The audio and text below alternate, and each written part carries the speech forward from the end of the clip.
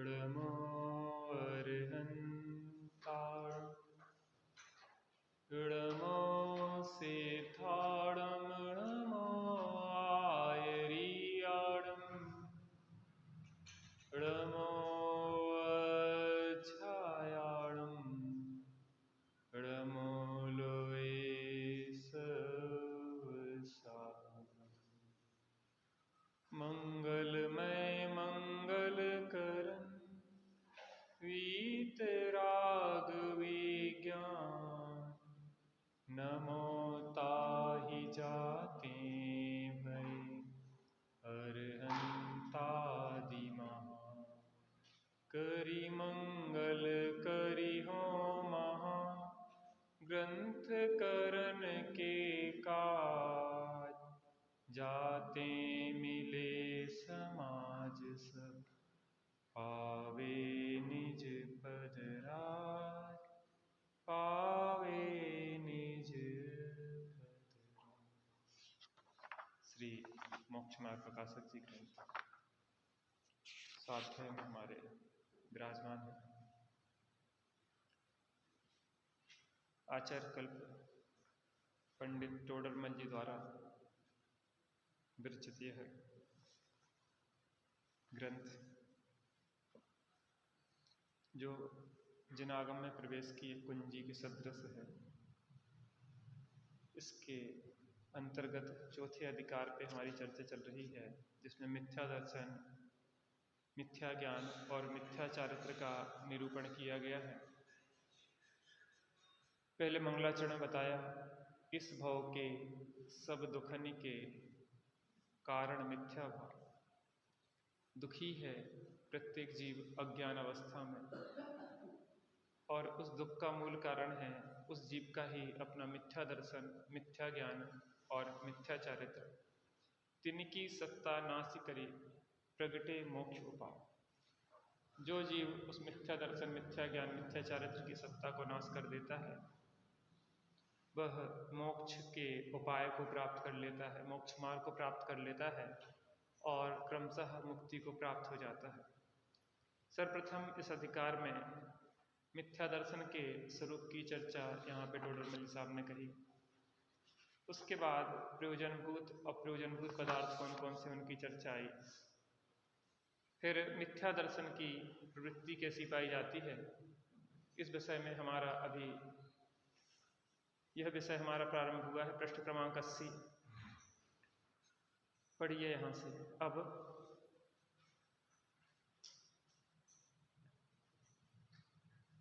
पढ़िए।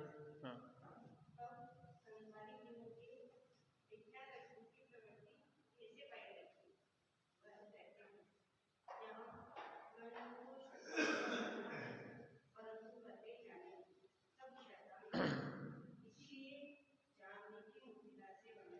क्या मतलब हुआ यहाँ पे। अब संसारी जीवों के मिथ्या दर्शन की प्रवृत्ति कैसी पाई जाती है।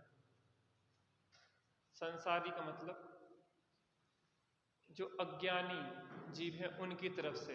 ज्ञानी जीव जो हैं संसार में भी उनके मिथ्या दर्शन की प्रवृत्ति नहीं पाई जाती। तो जो मिथ्या दर्शन सहित जीव हैं, उन मिथ्या दर्शन सहित जीवों की मिथ्या दर्शन की प्रवृत्ति कैसी पाई जाती है। वह कहते हैं यहां वर्णन तो श्रद्धान का करना है, परंतु पहले जाने तब श्रद्धान करें। टोडरमल साहब ने एक जगह लिखा है कि बिना जाने का श्रद्धान गधे के सींग के श्रद्धान के समान है। कोई कहे कि गधे के सींग होते हैं, तो गधा के सींग क्या हमने जाने? नहीं जाने। तो बिना जाने क्या श्रद्धान करेंगे? भैया तुम गधे के सींग का श्रद्धान करो, विश्वास करो कि गधे के सींग होते हैं, तो विश्वास कैसा होगा? झूठा होगा। ऐसे ही जैसा वस्तु का स्वरूप नहीं है वैसा श्रद्धान करेंगे तो वो श्रद्धान कैसा होगा? नियम से झूठा होगा। तो यहाँ कह रहे हैं कि वर्णन तो श्रद्धान की तरफ से करना, लेकिन परंतु पहले जाने तब श्रद्धान करें। पहले जिसको जानेगा उसी का श्रद्धान होगा। इसलिए जानने की मुख्यता से वर्णन करते हैं। किसकी मुख्यता से वर्णन करते हैं? जानने की मुख्यता से। जीव अजीव तत्व संबंधी अयथार्थ श्रद्धान। आगे पढ़िए। नादिकाल से जीव है, वह कर्म के निमित्त से अनेक पर्याय धारण करता है। वहाँ पूर्व पर्याय को छोड़ता है, नवीन पर्याय धारण करता है। वह पर्याय एक तो आप स्वयं, आत्मा और अनंत पुत्र परमाणु में शरीर, उनके एक पिंड बंधन रूप में वहाँ जीव को उस पर्याय आसमान जाति तरफ पर्याय में यह मैं हूँ ऐसी अनुभूति होती है। देखो, इस विषय को अपने से जोड़ के देखते चले। जे मात्र पढ़ डाला और बस हो गया, पढ़ लिया, ये ऐसा नहीं है। हमारे जीवन में ऐसा अगर चल रहा है, इस भव के सब दुखन के कारण मिथ्या भाव, मंगलाचरण में इस अध्याय की जो बात कह के आए हैं, तो ये जो बातें बताई जा रही हैं, इन बातों में हमारे जीवन में भी चल रही है अज्ञान अवस्था। और जब हम इसको अपने जीवन से मिला के चलें तो पता पड़ेगा कि अरे ऐसा तो हमारे परिणाम चलते हैं, ऐसा श्रद्धांत तो हमारा है, ऐसी परिणति तो हमारी चल रही है। तो फिर हम उससे जब अपने को जोड़ के चलेंगे ना, तब हमें लगेगा कि अरे ये तो हमारी गलती चल रही थी, अब इस गलती को कैसे छोड़े। तो कितनी गहराई से जैसा समझते लगता है कि जैसे पंडित साहब ने हमारे हृदय में बैठ के लिखा हो। ऐसा लगता ना कि यार ये तो हमारे ऐसे ही विचार हमारे भी चलते हैं, ऐसे विचार तो हमारे भी चलते हैं। तो ऐसा लगता है ना कि मनोवैज्ञानिक जो होता है ना, तो मनोवैज्ञानिक क्या है कि आपके मन में क्या चल रहा है। ऐसी टोडरमल साहब कह रहे हैं कि आपके श्रद्धान में क्या चल रहा है। ऐसा लगता है कि हमारे श्रद्धान हमारे हृदय में बैठ के वो लिख रहे हैं कि क्या चल रही है परिणति। अनादि काल से जीव है, वह कर्म के निमित्त से अनेक पर्याय धारण करता है। जीव कब से है? अनादि काल से। कोई उसका प्रारंभ तो है नहीं। तो वो जीव जो है, कभी ऐसा था कि वो कभी शुद्ध था, जैसे परमाणु है ना, परमाणु शुद्ध अवस्था में भी पाया जाता है और फिर अशुद्ध भी हो जाता है। शुद्ध माने एक जो अणु है पुद्गल का, वह कैसा है? शुद्ध है। और जब वो स्कंद रूप से परिणमित होता है, वो क्या है? उसकी अशुद्ध दशा है। तो क्या ऐसा कभी हुआ होगा कि पहले जीव शुद्ध होगा, उसके बाद अशुद्ध हो गया होगा? माता, पहले जीव शुद्ध था, फिर उसके बाद क्या हुआ? कर्म आत्मा से चिपक गए, तो क्या हो गया? अशुद्ध हो गया। ऐसे ही हुआ ना? हा? ऐसे ही था ना? पहले जीव शुद्ध था। हा? अरे हम तो अच्छा कम सुनाई देता। पहले जीव शुद्ध था, उसके बाद अशुद्ध हो गया। ऐसा ही है ना? तो फिर कैसा है कि वह अनादि काल से जीव है, वह कर्म के निमित्त से अनेक पर्याय धारण करता है।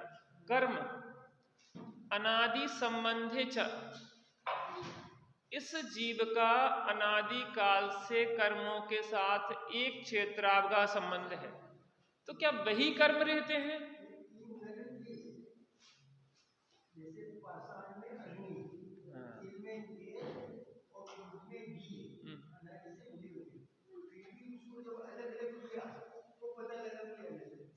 बिल्कुल सही। जब उसको विभाजन किया तो पता पड़ा कि जो भिन्न थे, लेकिन शुरू से ही जब से वो उत्पन्न हुए तब से वो साथ में ही थे। क्या कह रहे थे यहाँ पे? कुछ मैंने कहा था एक शब्द, वह कर्म के निमित्त से अनेक पर्याय धारण करता है। हाँ, मैं ये कह रहा था, तो वही कर्म है ना जो सबसे अनादि काल से वही कर्म अभी तक है। वही कर्म बंधे ना अनादि काल से, तो फिर कौन से कर्म? हाँ, यद्यपि संबंध तो अनादि से है, लेकिन उन्हीं कर्मों का संबंध नहीं है। जीव क्या करता है? जीव के भावों के निमित्त से पूर्वकृत जो कर्म हैं, जो बंधे थे, अपना काल पूरा करके वो तो निर्जरित हो जाते, खिर जाते हैं। उसके बाद क्या होता है? फिर नए बन जाते हैं। तो यानी कि ऐसा है कि वो लगार नहीं टूटी। जैसे कहते ना कि जैसे कबूतर होते ना, कबूतर की जो शोर होती है वो उठ नहीं पाती, वो लगातार बच्चे पैदा ही करते रहते हैं उस शोर में। एक वो कर्मों की जो लगार है ना, जैसे दही का होता है ना, कुछ लोग अपने यहाँ तो नहीं होता, लेकिन कुछ लोग एक बर्तन कर लेते, उसी बर्तन में जमाते रहते, तो वो लगार बनी रहती, तो उससे जमता रहता। ऐसे ही अनादिकाल से कर्मों की जो लगार थी क्यों नहीं टूटी? क्योंकि जीव के भाव कर्मों की लगार नहीं टूटी। जीव निरंतर मोहराग देश के भाव करता जाता है, पुराने छूटते हैं नए बन जाते, पुराने छूटते हैं नए बन जाते। जैसे बस में सवारियां कुछ उतरती जाती हैं, कुछ चढ़ जाती हैं, कुछ उतरती जाती हैं, कुछ ऐसी अनादिकाल से क्या चल रहा है जीव के साथ? कर्मों का संबंध चल रहा है। कर्म के निमित्त से अनेक पर्याय धारण करता है, वहां पूर्व पर्याय को छोड़ता है और नवीन पर्याय धारण करता है। ये जो पर्याय है ना, असमान जाति द्रव्य पर्याय। असमान जातीय, आ माने नहीं, समान माने एक सी, माने एक जाति की नहीं है। द्रव्य पर्याय है। पर्याय दो प्रकार की होती है, गुण पर्याय होती है, एक द्रव्य पर्याय होती है। द्रव्य पर्याय, एक द्रव्य की पर्याय को द्रव्य पर्याय नहीं कहते, अनेक द्रव्यों की पर्याय को द्रव्य पर्याय कहते हैं। ये प्रवचन सार जी मिली। एक द्रव्य की पर्याय को द्रव्य पर्याय नहीं कहते, अनेक द्रव्यों की पर्याय को द्रव्य पर्याय कहते हैं। तो ये अनेक द्रव्यों की पर्याय है। कल अपन ने चर्चा की थी कि एक जीव अनंत पुद्गल परमाणु, कि एक पिंड बंधान रूप जो असमान जाति द्रव्य पर्याय चल रही है। यहां क्या कह रहे हैं? अनेक पर्याय धारण के, वह कर्म के निमित्त से अनेक पर्याय धारण करता है, वहां पूर्व पर्याय को छोड़ता है, नवीन पर्याय धारण करता है। वह पर्याय एक तो आप स्वयं आत्मा और अनंत पुद्गल परमाणु में शरीर, उनके एक पिंड बंधान रूप है। एक पिंड बंधान रूप है। जैसे सोने और चांदी की एक डली बना दी जाए तो एक मिक्सचर डली बन गई। तो ऐसे ही ये क्या हुआ कि जीव और पुद्गल की असमान जाति एक मनुष्य पर्याय। अकेले ना तो इसको जीव कह सकते हैं, न इसको अकेला पुद्गल कह सकते हैं। ये क्या है? असमान जाति द्रव्य पर्याय। वहां जीव को उस पर्याय अर्थात असमान जाति द्रव्य पर्याय में यह मैं हूं ऐसी अहम बुद्धि होती। अब ये गड़बड़ चल रही। देखो, कर्मों को जबरदस्ती भगाया नहीं जा सकता। हम सोचें कि हम इस वर्तमान पर्याय को से पृथक हो जाएं, तो ऐसी कोई व्यवस्था नहीं है कि हम सोचें कि इसको अलग कर दें, काट दें, छांट दें, मर जाएं। तो भी देखो, ये जो वर्तमान शरीर है, जो कौन सा शरीर है? औदारिक शरीर। इस औदारिक शरीर को आपने अगर काट छाट के मर भी गया आपने, तो भी विग्रह गति में भी कम से कम 2 शरीर तो साथ में रहेंगे। इसका मतलब यह है कि कभी भी शरीरों से रहित, कब तक? जब तक कि अंतर्मुखी अभ्यास करके स्वरूप स्थिरता पूर्वक मिथ्या दर्शन, मिथ्या ज्ञान, मिथ्या चारित्र का भाव करके मिथ्यात अवृत प्रमाद कसाय और योग ये बंध के हेतु हैं, आश्रव के कारण हैं। तो इनका जब तक अभाव नहीं करेगा और परिपूर्ण सिद्ध दशा प्राप्त नहीं करेगा, तब से इसका एग्रीमेंट इन शरीरों का छूटने वाला नहीं है। तो ऐसी भूल नहीं करना कि इनको काट छांट देंगे तो ये अलग हो जाएगा। एक छूटेगा तो दूसरा मिल जाएगा। इसलिए जैसे रावण को बहुरूपणी विद्या थी ना, तो एक सर काटा जाता था और 10 खड़े हो जाते थे। ऐसे ही तो और एक बड़ी समस्या और है, अगर अपघात करके जी मरे और सोचे कि इसको हम करते हैं तो और ज्यादा कर्मों को बांधेगा। ऐसा है कि फिर 33 सागर तक, कितने सागरों तक के लिए नरक में और दुख भोगना पड़ेगा। तो ऐसी भूल नहीं है। इसको तो कर्मों में कुछ नहीं करना, इसको तो अपने स्वरूप का आश्रय प्रगाढ़ता से लेते जाना, मग्नता और शरीर स्वरूप में विशिष्ट बढ़ाते बढ़ाते एक स्थिति ऐसी आएगी आप अपने में मग्न हो जाएंगे, जो भाग जाएंगे। जैसे मेहमानों को भगाना हो घर से तो क्या उपाय है? उनसे मतलब रखना बंद कर। जब उनसे मतलब रखना बंद कर दोगे तो मेहमान कब तक टिकेंगे? जैसे हम लोग रामायण में रहते थे और कोई अगर गलती करे और ढीठ हो, उद्दंडता नहीं छोड़े, तो क्या कहते थे पंडित जी कि उससे मतलब रखना बंद कर दो। किसी प्रकार का कोई संपर्क नहीं। अकेले अकेले व्यक्ति घुटना शुरू हो जाएगा अपने आप, जब उसको अंदर में अकेलापन काटेगा ना। ये सबसे बड़ा दंड है, व्यक्ति से मतलब रखना बंद कर दो। कोई आश्रम का व्यक्ति उससे बात नहीं करेगा, उसको बिल्कुल अलग रखो, क्योंकि वो ढीठ है, वो बात ही नहीं सुनता है, वो अपने मन मर्जी से चलता है, इसलिए उससे कोई संपर्क नहीं। उपेक्षा, उपेक्षा सबसे बड़ा दंड है। आप परिवार में देख लो, आपके परिवार में आपकी उपेक्षा लगातार होती रहे तो आप कब तक टिकोगे आखिर? ऐसे कर्मों की उपेक्षा लगातार होती रहेगी तो कर्म कब तक टिकेंगे? वो तो भाग ही जाएंगे अपना बोरा बिस्तरा बांध के। लौकिक नीति भी ये है और पारलौकिक नीति भी। अब क्या होती है गलती कि जो असमान जाति द्रव्य पर्याय है, यह मैं हूं ऐसी अहम बुद्धि होती है। ये किसकी कहानी चल रही? ये रामचंद्र जी की कहानी नहीं चल रही, मेरी कहानी चल रही। वो तो राम कहानी रात में चलती है, अजय कौन सी चल रही है? हमारे ताश भ्रमण की है। किसकी कथा? मेरी कथा। उस असमान जाति पर्याय में हम क्या भूल करते हैं कि ये मैं हूं। इतनी समस्या कितना कष्ट देती है ये पर में अहंकार ममकार बुद्धि। पढ़ो आगे। तथा आप जीव है, उसके स्वभाव तो ज्ञानादि है और विभाग भोगादि है। तथा भूतल परमाणुओं के वर्ण गंध रस स्पर्श आदि स्वभाव है, उन सबको अपना स्वरूप मानता है और ये मेरे हैं ऐसी मम बुद्धि होती। देखो इसमें कितना खुलासा कर दिया एक एक चीज का। यहां पे क्या क्या है हमारे साथ, अब उसको यहां बता रहे हैं कि तथा आप जीव है। आपका मतलब मैं स्वयं कौन हूं? मैं जीव हूं। अब मेरे गुण क्या है? ज्ञान दर्शन सुख आदि मेरे गुण है। कौन है मेरे गुण? मैं और मेरे, मैं और मेरे। मेरा परिवार कुटुंब कौन है? मेरे ज्ञान दर्शन आदि अनंत गुण मेरा परिवार कुटुंब है। वहां आप जीव है, उसके ज्ञानादि, आप जीव है उसके स्वभाव तो ज्ञानादि है और विभाव को क्रोधादि। अब ये गड़बड़ होती है सबसे बड़ी, जो सवेरे काफी चर्चा त्यागी जी समझा रहे हैं। बार बार इसलिए क्लियर करना पड़ता है कि लोगों को बड़ी समस्या आती है। राग आदि को पुद्गल का बार बार आचार्य देव कहते चले जा रहे हैं और हम कह रहे हैं कि ऐसे कैसे? अंदर में हमारे प्रश्नवाचक चिन्ह खड़ा ही रहता है। ऐसे कैसे? पुद्गल का ये कैसे? बार बार आचार्य देव हर तरह से समझा रहे कि पुद्गल का है, मान ले मान ले मान ले। लेकिन हमें वो क्यों? क्योंकि हमने उसे अपना मान बैठे। आखिर है तो हमारा ही, भले कुपुत्र है लेकिन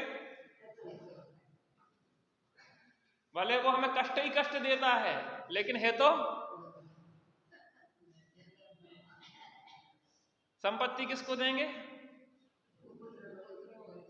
भैया जी आप बहुत बढ़िया हैं और आप तो हमारे बच्चे से भी बढ़ के हैं, तो हमने कहा एक स्टाम्प मंगाइए।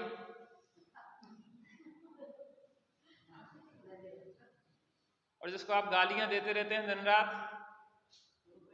2 कौड़ी का नहीं है, परेशान करता रहता है, उसकी जगह रजिस्ट्री किसके नाम करवा दो?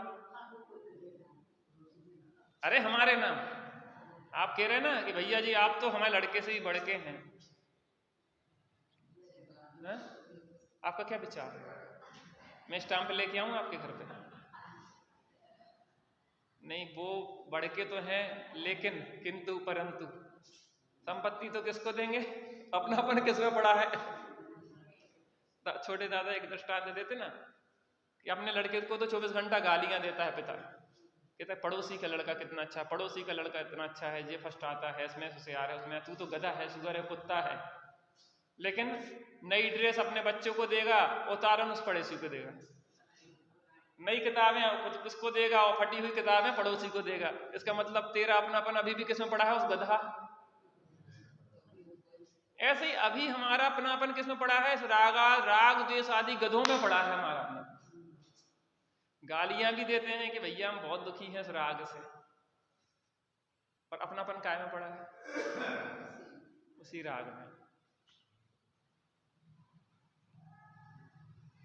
यानी कि शाब्दिक रूप से भले कह दें, लेकिन अंदर में हमारे पड़ा क्या है? राग में ऐसा अपनापन पड़ा है, जैसे हमारे द्वारा कोई अच्छी निरूपणा हो जाए, तत्व की अच्छी निरूपणा हो जाए, वो तत्संबंधी जो राग आया ना, राग बोलने संबंधी, या वो अच्छा भाव न कर बोलने का वो आ गया, हमारी पकड़ ऐसी होगी कि वो मैंने देखो कितना, मैं कितना, वो राग जो है ना, वो मिथ्यात्व वेरी का अंश भी बुरा है। ऐसा अंदर तक गहरे में बैठा रहता कि वो रिकॉर्डिंग हमारी अगर होगी ना, तो हम बोल रहे हैं, ऐसा लगता है हम बोल रहे हैं, लेकिन उसमें अगर खुलासा किया जाए तो कौन बोल रहा है? ये भाषा वर्गणारूप शब्द परिणमित हो रहे हैं, ये दंत तालु अपना परिणमन कर रहे हैं, जीव तो मात्र विकल्प कर रहा है। कई बार ऐसा होता है, बोलना कुछ चाहते तो निकलता कुछ है, फिर तुम अपना कर्तव्य तो क्यों लादे घूम रहे हो? ये दुख भी देता है, जब गड़बड़ होती है ना, जिस दिन अच्छा नहीं होता है उस दिन कष्ट भी देता है। इसके लिए वहीं से कट कर दो कनेक्शन। जिस दिन अच्छा लग रहा है ना, वहीं से सोचो कि अपना कुछ नहीं है, जो सब कर्म के उदय की चल रही है।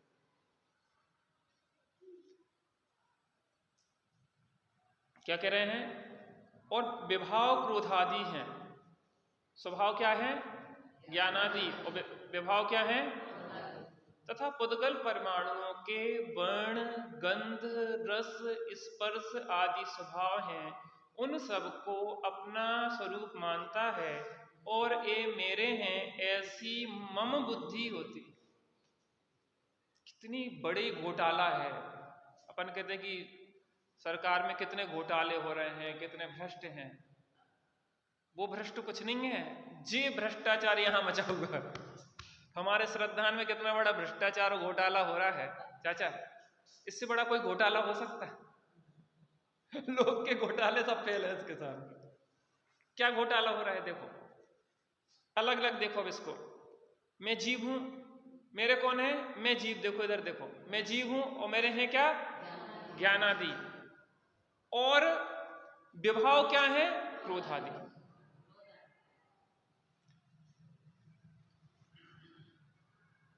देखो सात तत्वों पे विचार करें, सात तत्व खड़े कैसे हो रहे हैं? जीव और जीव पुद्गल, ठीक है ना, या अजीब। अजीब, जीव और अजीब ये दो हैं। जीव अगर अपनी तरफ देखे तो संवर, निर्जरा, मोक्ष खड़े होंगे, और जीव अगर इसकी तरफ देखे तो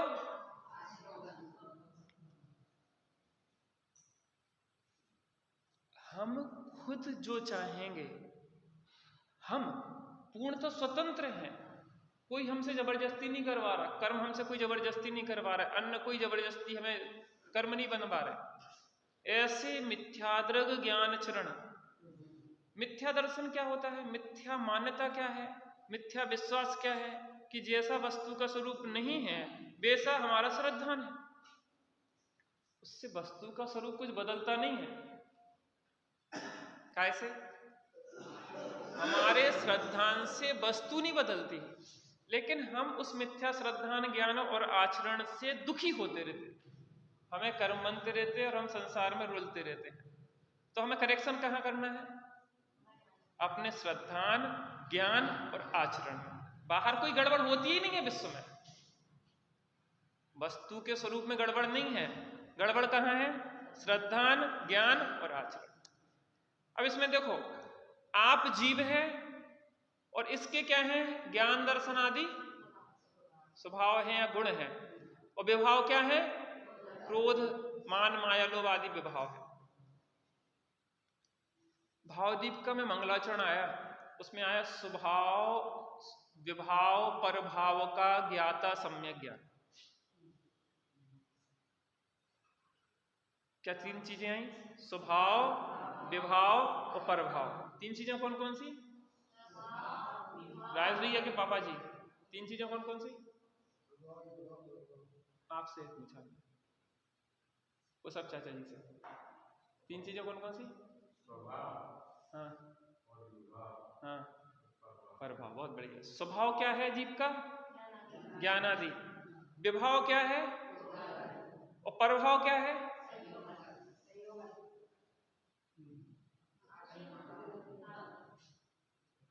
और देखो स्वभाव और विभाव में तो समझ में आ गया, ज्ञान दर्शन आदि स्वभाव है और क्रोध आदि विभाव है। परभाव का मतलब पर द्रव्य के भाव। हाँ, पर द्रव्य के जो भाव, भाव माने उसके गुण, स्पर्श रस गंध वर्ण जो आदि हैं वो क्या है? परभाव।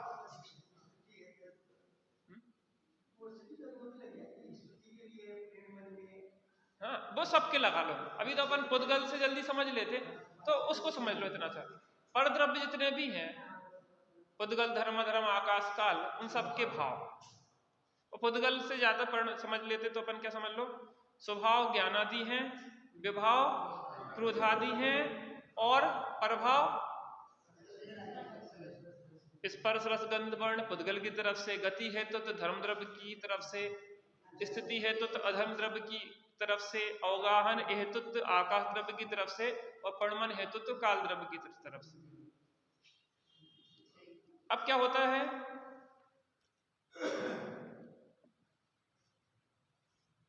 तथा आप जीव हैं, उसके स्वभाव तो ज्ञानादि हैं और विभाव क्रोधादि हैं, तथा पुद्गल परमाणुओं के वर्ण गंध रस स्पर्श आदि स्वभाव है।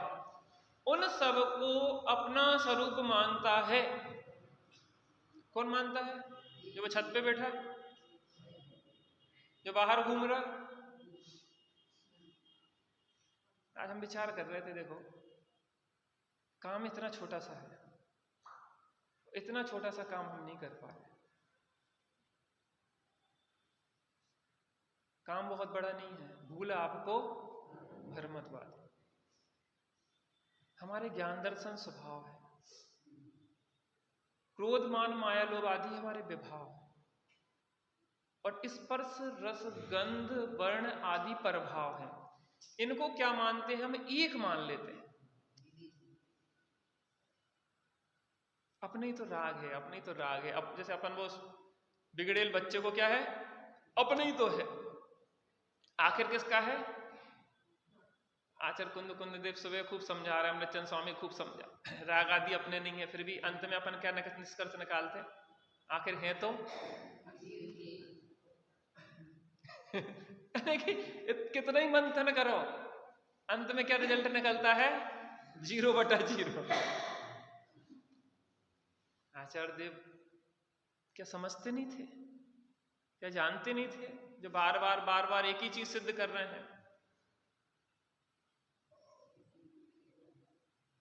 सुबह कौन सी बात सिद्ध कर रहे थे? एक ही द्रव्य में कौन सा संबंध पाया जाता है? व्यापक जो भाव है वह एक ही द्रव्य में होता है, दो द्रव्यों में नहीं होता है। व्यापक कौन होता है? द्रव्य। और व्याप्त क्या होते हैं? उसके गुण पर्याय।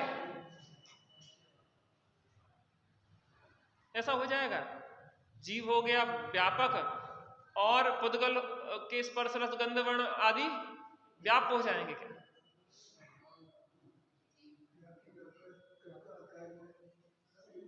एक ही द्रव्य में घटित होते हैं।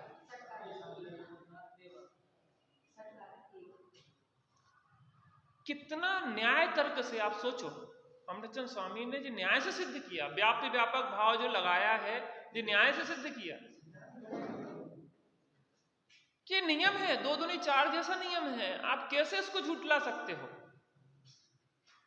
न्याय जो है, जो द्रव्यान योग का विषय है, द्रव्यान योग के अंतर्गत आती है न्याय पद्धति, क्योंकि द्रव्यान योग में युक्ति तर्क आदि से सिद्ध किया जाता है। जैसे अपने गले में बैठ जाए बात, व्यापक व्याप्ति, व्यापक है द्रव्य और व्याप्य है उसके गुण पर्याय। तो जो द्रव्य व्यापक है उसी के गुण पर्याय तो उसमें व्याप्य होंगे। और हम जीव हैं, हम कौन है? जीव हैं, हम व्यापक जीव हैं। और इस शरीर रूप स्पर्श रस गंध वर्ण वाले पुद्गल को ये व्याप्य हो जाएगा हमारा, और हम मानते क्या है?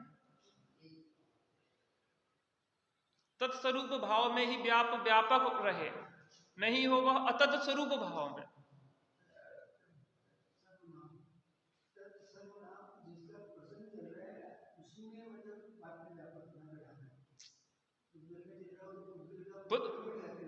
पुद्गल की बात है तो पुद्गल व्यापक, और पुद्गल के स्पर्श रस गंध वर्ण आदि गुण और हल्का भारी चिकना नरम आदि पर्याय, वो उसके उस व्यापक के व्याप्य है।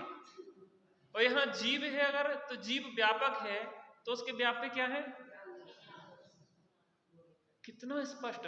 आचार्य अमृतचंद स्वामी बार बार कलश लिख के इतनी वस्तु स्वरूप स्पष्ट है, फिर भी जो म्योह क्यों नाचता है आखिर? हमें तो वास्तव में अमृतचंद स्वामी के अंदर की करुणा, बार बार ऐसा लगता है डांटते भी हैं पुचकारते भी हैं, नपुंसक है, ढीठ है, क्लीब है, ऐसा है वैसा है। लेकिन इतनी छोटी सी बात तेरी समझ में आती क्यों नहीं है आखिर? इसमें कौन सी कठिनाई है?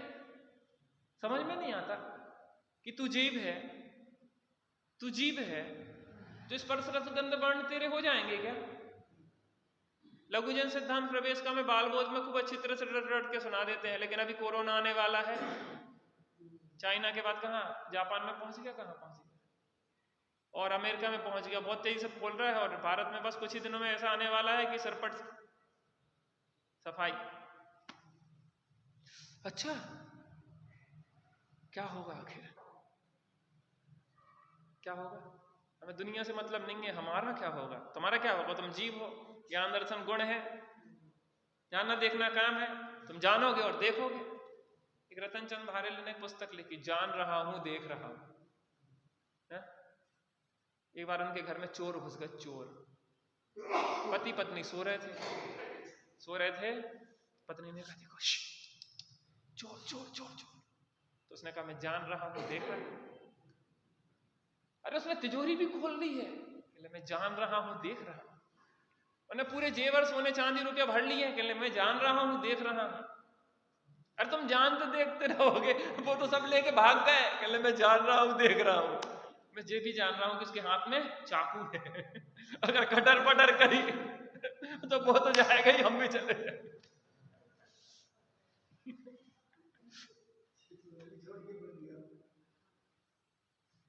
बात तो इतनी है कि सब जानना देखने के अलावा करते क्या है हम? जानना देखने के अलावा कर क्या सकते? करते नहीं, कर क्या सकते हैं? हमने बहुत मेहनत करी, तुम क्या मेहनत करोगे? क्या मेहनत करोगे? इस शरीर को मेंटेन कर लेंगे हम मेहनत कर करके, तो क्या करोगे? जैसा परिणमन हो रहा है उसको जानेंगे और देखेंगे। खूब प्रयत्न करना इसको मेंटेन करने का, लेकिन इसका परिणमन उस रूप नहीं होना होगा ना, तो लाख बुद्धि चलाना कुछ काम नहीं चलेगा। जिनके पहाड़ जैसे शरीर थे, ऐसा लगता था कि बहुत शक्तिशाली हैं, कोरोना काल में ऐसे चुटकियों में ढेर हो गए, 2 दिन में पता नहीं पड़ा कि कब उनका समापन हो गया। कौन कर रहा है? सब उदय कर्मों की व्यवस्थाएं हैं, जिसका जैसी व्यवस्थाएं होना है। तो यहाँ मिक्सचर क्या चल रहा है? जीव उसके ज्ञानादि है, स्वभाव विभाव क्रोधादि है, और पुद्गल के स्पर्श रसगंध आदि प्रभाव है। इनको जीव क्या करता है? ये मेरे हैं ऐसी ममत्व बुद्धि होती है।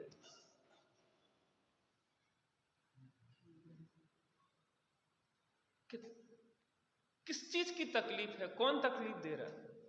शरीर में कैंसर होता और हाय मरे जी जीव चिल्लाने लग जाता है। शरीर में आग लगती है और जी हाय मरे जी जीव चिल्लाने लगता है। कौन दुख दे रहा है? कौन कष्ट दे रहा है? कौन पीड़ा दे रहा है? आगे पढ़िए।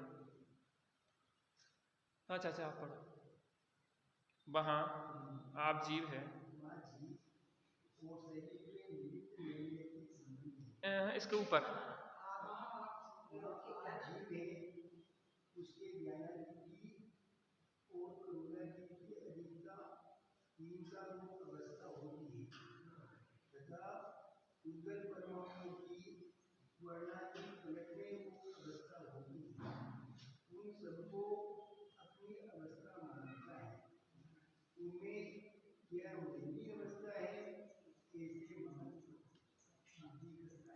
अब देखो, वहां आप जीव है, उसके ज्ञानादि की और क्रोधादि की क्रोधादि की अधिकता हीनता रूप अवस्था होती है। ज्ञान की हीनता अधिकता रूप अवस्था किसके निमित्त से होती है? ज्ञानावरण कर्म के निमित्त से ज्ञान की हीनाधिक अवस्था होती है। तो उसको किसको अपनी अवस्था मानता है? हीनाधिक अवस्था को, जबकि हूं तो मैं ज्ञान स्वरूप। हीनाधिकता जो है वो कर्म के निमित्त से है। बादल जो छाए हैं वो बादल ऊपर हैं, लेकिन अगर अंदर सूर्य के नजदीक जाके देखा जाए तो सूर्य में क्या हीनाधिकता हुई? और जो हीनाधिकता हुई ज्ञानावरण के निमित्त से, तो जीव को ये लगता है कि मेरे ज्ञान हीन हो गया और मैं अधिक हो गया। जो कर्म के सापेक्षता से जीव अपना मूल्यांकन करता रहता है, जबकि अपनापन तो करना है ज्ञान स्वभाव में। और कर्म के निमित्त से पर्याय में अवस्था में जो ज्ञान आदि की हीनाधिकता होती है उसको क्या मानता है? जे मेरी। क्रोधादि की अधिकता हीनता रूप अवस्था होती है। अब ज्ञान आदि की और क्रोध आदि की अभी अपनी चल रही। आश्रव भाव कैसे हैं? अध्रुव है, असरण है, अनित्य है, दुख रूप है, दुख फल रूप है, दुख फल है ना। तो अध्रुव, अनित्य, असरण है। अध्रुव माने एक रूप रहने वाले नहीं है, अनित्य है, असरण है। तो क्रोध, मान, माया, लोभ एक रूप नहीं रहते। पहले तो जी घटते बढ़ते रहते हैं। दो दृष्टांत दिए थे, एक तो शीत और उष्ण ज्वर की भांति, दूसरी मिर्गी के वेग की भांति। मिर्गी के वेग में क्या होता है? जब मिर्गी दौरा जानते हैं, मिर्गी का दौरा, तो मिर्गी के वेग में एकदम से तेजी से उत्तेजना आती है, फिर घट जाती है, फिर तेज उत्तेजना होती, फिर घट जाती है। तो वो एक ही रोग घटता बढ़ता है। तो आश्रव भाव कभी तीव्र क्रोध आदि होते हैं, कभी मंद क्रोध आदि होते हैं। तीव्र मान आदि होते हैं, कभी मंद होते हैं। कभी तीव्र माया होती है, कभी मंद होती है। कभी तीव्र लोभ होता है, कभी मंद होता है। कभी तीव्र कामादि भाव होते हैं, कभी मंद होते हैं। ठीक है ना।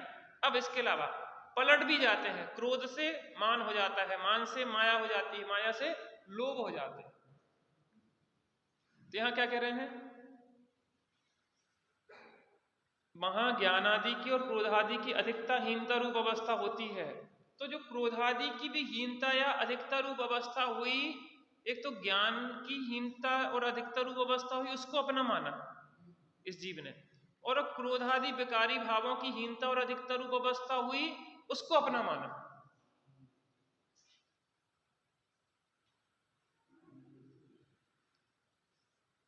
तथा पुद्गल परमाणुओं की वर्णादि पलटने रूप अवस्था होती है। आपको पता नहीं है मैंने कितना शरीर के लिए मेंटेन किया। काला था, अब गोरा हो गया। जब हम यहाँ आए थे तब कैसे रंग के थे? ब्राइट थे ना, थोड़े गोरे से थे। अब कैसे हो गए? सांवले हो गए। हो गए कि नहीं? उसमें क्या बात है, लगने लगे ना।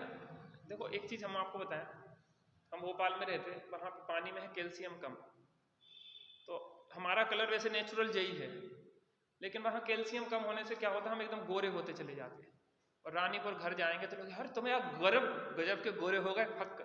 जबकि गोरे नहीं हुए, हम बीमार हो गए। क्योंकि बॉडी से कैल्शियम घटता है ना, तो पीलापन आने लग जाता, बॉडी सफेद होने लग जाता, तो एकदम से फक हो जाते। और जब वो कैल्शियम की कमी दूर होती ना, तो वो फिर नेचुरल जो कलर है वो आ जाता है। तो अब मैं क्या मान रहा हूं अपने को? गोरा काला। जो वर्णादि के पलटने रूप जो अवस्था हो रही ना, ये किसकी है? मैं गोरा, मैं काला। वर्णादि पलट रहे ना, मैं गोरा, मैं लाल, मेरा खून लाल है, मेरे दांत सफेद है। देखे आपने कितने बीको वज्रदंती करता? किसके दांत? मेरी आंखें कितनी तेज, दूर तक का देख लेते। हमें एक एक चीज में अपनापन पड़ा भाई साहब। कोई कह रहा आपका तिल है ना, ये गजब का भाग्य है आपका। ये तिल तो आपके हाथ में संपत्ति जैसा लगता है। ये तिल, एक एक चीज में इतना अपनापन पड़ा है गहराई से। एक एक रोम में अपनापन पड़ा है, एक एक बाल में। आपके बाल कितने सफेद हैं, सफेद नहीं काले हैं। अच्छा, कैसा अंदर तक बैठा है। एक एक चीज में विचार करना, कब कैसे कैसे भाव चलते। जब हम गहराई में जाएंगे कहाँ तक गहराई में अपना अपनापन इस पदलव गल में पड़ा है।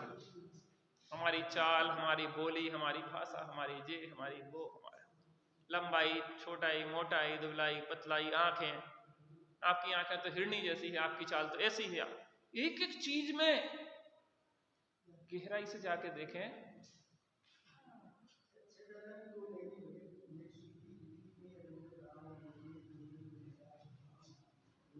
मेरे सुतती, वो आगे आने वाला सबल दीन, वे रूप सुभग मूरख प्रदीप। सही।